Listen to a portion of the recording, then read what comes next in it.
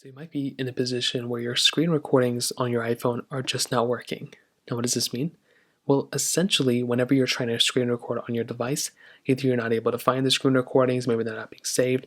A ton of things can basically happen with this specific assumption.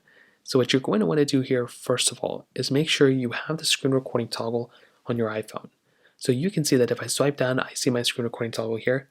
All you're going to want to do is make your way over to your iPhone settings, click on Control Center, swipe down, add the screen recording toggle, and that should end up bringing that toggle right here. Once you do that, you are pretty much good to go.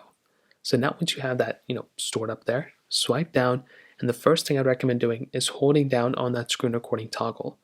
Now, when it shows you here, what you can do is pretty much just choose the Photos application, and that will pretty much I think it will just save it straight into your Photos app. Now, if you choose these other ones, I think you can figure it out from there, but just go and choose Photos in this case, and then you can go and figure out if you want your microphone on or off. Now, if you want your microphone on, just click on. This will include the sounds on your phone, or if you want it off, just click off, and then go and click Start Recording.